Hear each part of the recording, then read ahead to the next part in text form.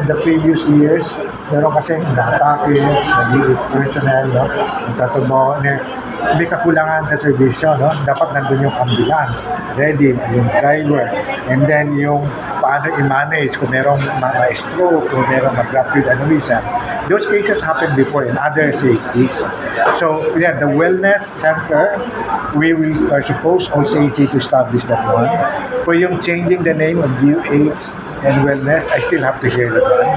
Ayun. And maybe, well, baka next National Health Sector meeting, mag-usapan namin yun.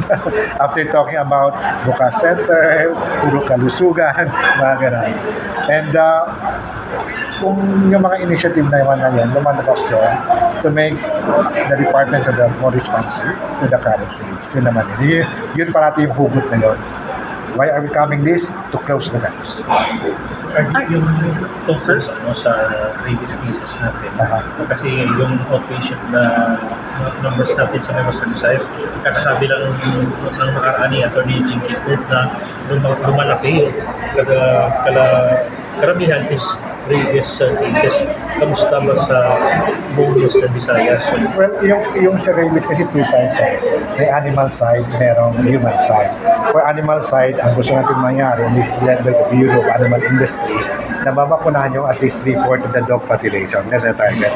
And then in other services. Sa human side naman, pag-ipagat, mamanage agad with referral.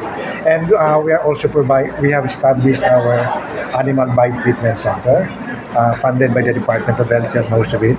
Ang target po natin doon, our animal bite treatment center is strategically located and should cover at least 100,000 population. That's our target based on the national objective for health.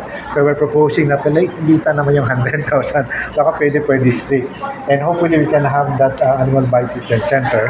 But natitrain na natin sila, manual na po tayo dyan. But yung counterpart ng mga LGUs na yun is to buy the rabies vaccine. And we also augment coming from ours. So we procure, we also provide it to them. So, and so hopefully we will be able to control that one. Pero alam mo, every time we receive logistics kasi, binababa natin. Kasi nandun naman talaga yung action. So immediately allocate that one. We have an allocation list and we actually identify which of the health facilities or animal bite treatment center na nawawala ng supply ng rabies and we prioritize them. So we have a feedbacking system. You'll be supplying the data. Ardilas na lang yung effect of NIR. Well, the NIR region, ang effect niya for the Department of Health. Now, here's the thing. One of the biggest hospitals we have in the Philippines, the Corazon Duxil Montalbano Memorial Hospital, will be turned over to the new region.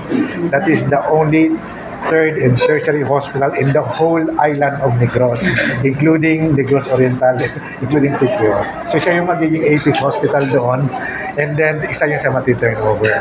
And for our two offices with the provincial DH office at Bacolod City, and then we have City DH office na sa Bacolod City din. Our personnel na assigned doon, including the equipment, logistics, and all office supplies, will be turned over to the new region. And also, our contractual na merong contract, yung HRH natin, I think we have around 264 of them na hired, mag-end yung contract by the end of December. So pati sila iti-turn over din yun. Kung mag-operationalize their new region by September or October, I think. But gumawa na tayo ng plano dyan, our transition plan. May pakita na natin sa central office. We have also shared that to NEDA para ma-consider din. Kasi kailangan, mayroong plano tayo, dapat may plano din yung Region 7, and then paano tatagpiin ko yun. And now, a part of that planning in our request is naka-identify na rin yung Department of Health ng Regional Director for NIR. Si Director